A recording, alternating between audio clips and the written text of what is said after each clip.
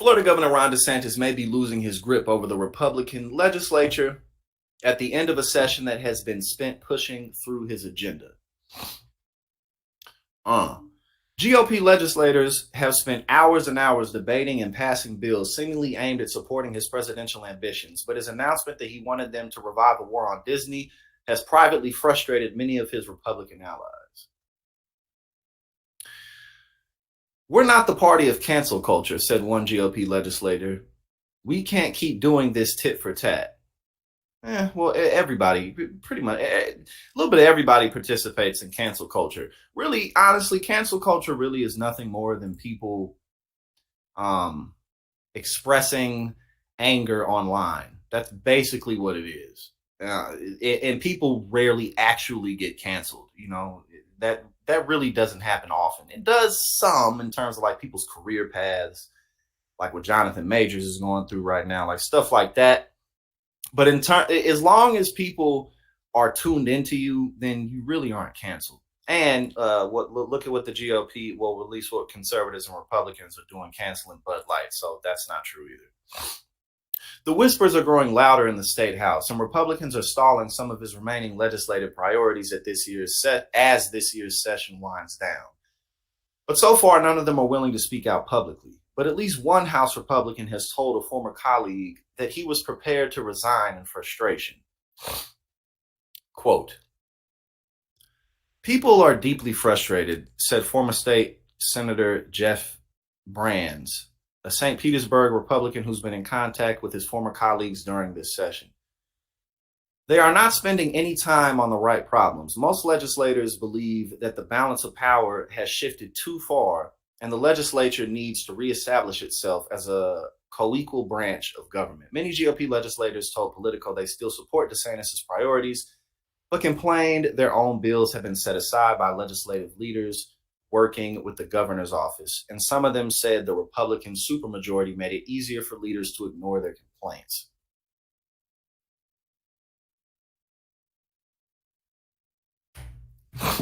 Oh, y'all heard me talk about Drake's fake abs? Yeah, no, Drake's abs are very fake. They're incredibly fake.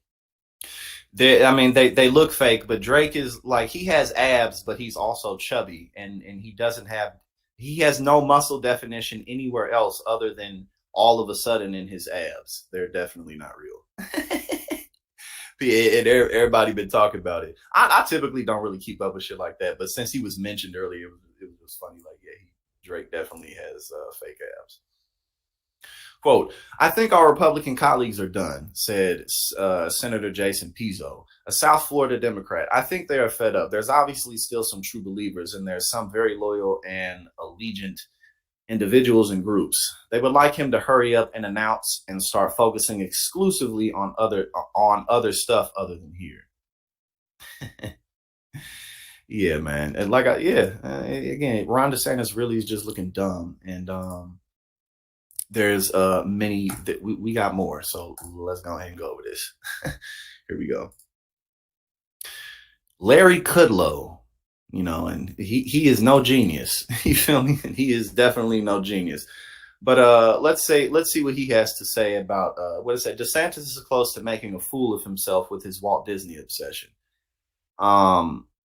He's absolutely. Oh yeah, I am all right now while they playing. I just wanted to get this in before the day ended. I couldn't do it earlier. But let's see what Larry Kudlow has to say about Ron DeSantis's Disney obsession after the ad.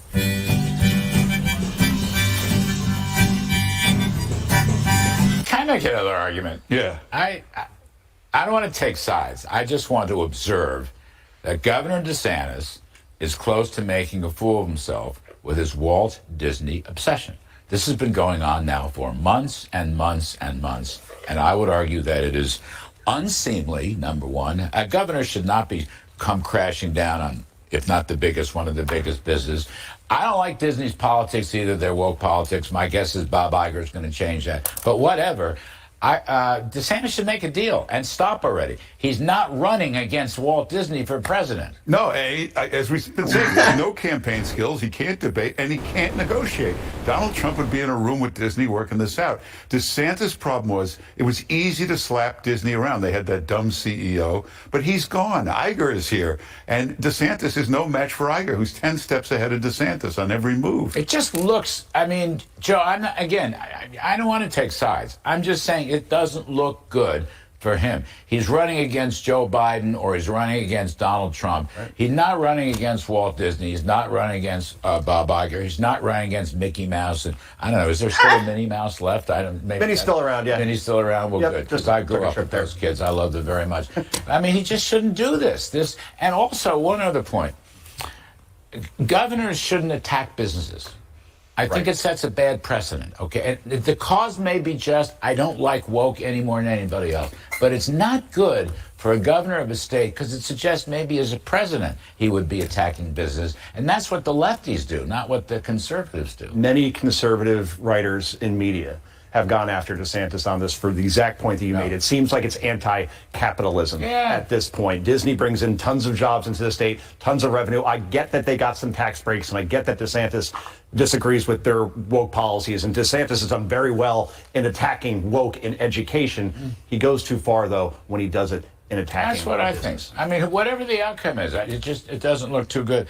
Do the polls matter here, Mark Simone? I mean, Trump's looking good in the polls. Yeah, he's ahead of a temporary flash in the pan, like it has been in past primaries. No, he's ahead of DeSantis in Florida. You know, I was comparing DeSantis to Bush. I would like to change that. I compare him now to John Kasich, who was a very successful governor. Yes. He was right up there with Trump in the primary until everybody got to know him. He was too abrasive. He wasn't a great speaker. He had a funny way of eating. All the same stuff we're seeing with DeSantis. Wow. I hadn't thought about that. You want to comment on that?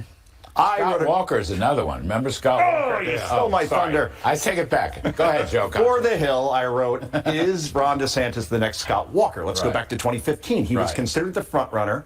And once the debates began, remember that debate, August 2015, 25 million people tuned into Fox News. Scott Walker was next to Donald Trump that night, and they were about even. And then after that, they went in two different directions. Now, that will be DeSantis's moment before anybody writes him off right now, okay? Because that first debate is when you will see them go head to head. We'll see if he's still the poor debater that Mark says he is, or will he rise to the occasion? And then from there, Iowa and New Hampshire, DeSantis is still leading in many polls in those two states. If he can take that momentum through those two states, it's anybody's ballgame. Yeah. But right now, Trump has the momentum. Primary polling is notoriously volatile. It just is. I know you don't agree with that. You're looking like the Cheshire Cat, but I'm just saying it's notorious. Now,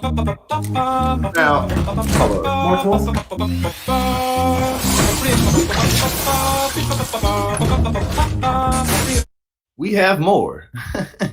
We have more. All right, let's see. Miami. Oh, here we go. Did I not open this? Hold up. My bad, it's in the next tab. Hold up, 1 sec. That was the Google tab. Here we go. Miami's Republican mayor takes a swing at DeSantis on Fox and Friends. Says, quote, he seems to struggle with relationships. All right, let's see. In the program that he doesn't get along with the governor. For you to run, there's got to be a lane. How are you different than Ron DeSantis, who I understand you haven't really spoke to since January? You guys don't have a good relationship, right? Well, he seems to struggle with relationships generally. I mean, I look people in the eye when I shake their hands. You had mentioned earlier in the program that he doesn't get along with the governor. He's had a real struggle with the Florida congressional delegation, most of which are supporting the former president. There was an article last night that talked about the fact that he wasn't even calling people personally, that his fundraiser was the one, or his, I think, pollster was the one that was calling, congressional leaders for support. I think it was Vern Buchanan that came out in the Washington Post last night. You know, I'm comfortable being a retail politician. I'm comfortable talking to people. I just came back from New Hampshire. Before that, I was in South Carolina and Iowa and Nevada. And these are states that are approximately the size of Miami-Dade County. And you have to be able to be comfortable. And you don't think he's a and reach good one-on-one point. politician. But now, so if you feel as though you're a better politician than the governor, how are you better than the former president? Well, I think you have to be able to connect with people. I think in terms of the former president, I really believe in generational leadership. And I don't mean that as a buzzword. I think a lot of candidates are throwing that around as a buzzword. I think you get a 30 to 40-year improvement in a public official. I saw it in Miami. And it's important when you have this hyper-competitive landscape where China and the Middle East is rising and China is becoming a greater and greater threat. And you have technologies like artificial intelligence, quantum computing, that are going to define the next generation. We need public officials that understand these technologies, understand how to take advantage of these opportunities, and also how to regulate them for our country's benefit.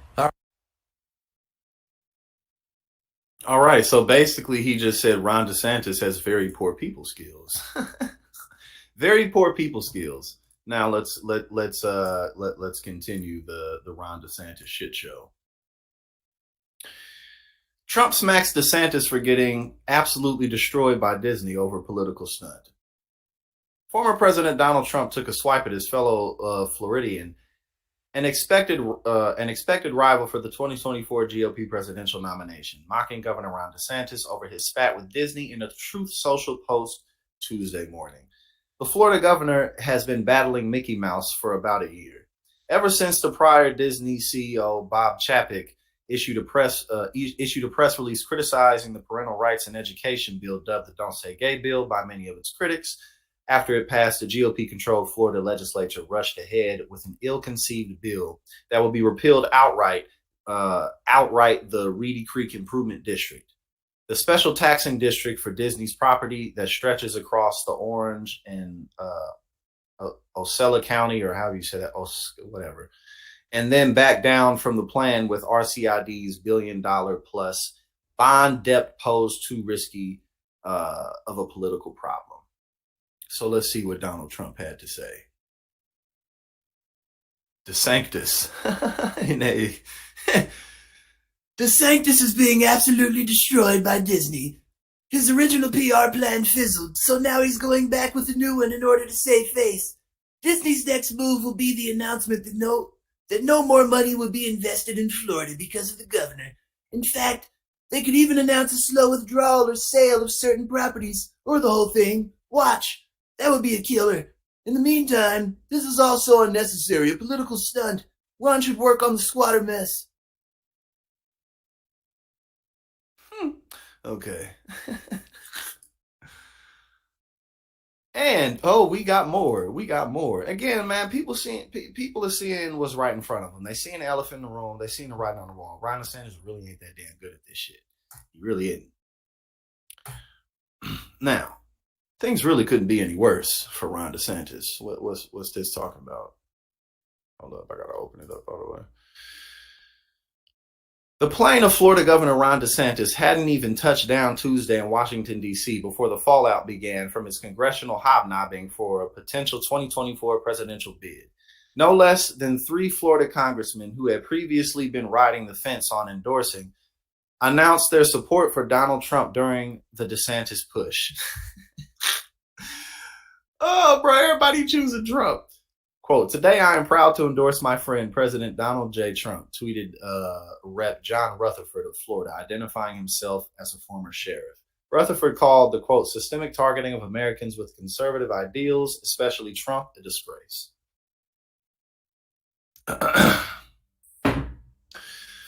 As strong Republicans, we must restore law, order, and justice to our country, and President Trump is the right person to do it, Rutherford continued. So in the name of justice, a former sheriff is endorsing a criminally indicted former president. Hold up. So in the name of justice, a former sheriff is endorsing a criminally indicted former president who is called to defund the Justice Department that is still actively investigating him. Cool. Anyway, Rutherford was joined by his Florida counterparts, Reps. Greg Stubb and Brian Mast, in bucking DeSantis in the 24-hour news cycle during his Tuesday visit. Stubb told Politico Playbook he hadn't heard once from DeSantis in 5 years as a congressman. But frankly, all that was child's play hold on. This is so editorialized. How fucking long is this shit? Okay, it's not that much more. I just didn't want to read through a bunch of like just unnecessary editorialization. Okay, so let's see who else snubbed him. Rep. Lance Gooden of Texas delivered to the candidate in waiting. So he also snubbed him. Right in the midst of a DeSantis confab with Republican members, Gooden walked out and announced his support for Trump, stating that he looked forward to joining Trump in the fight to, quote, reclaim our country from the leftist forces trying to destroy it. Jesus Christ. So more and more key Republicans who he needs are endorsing Trump instead.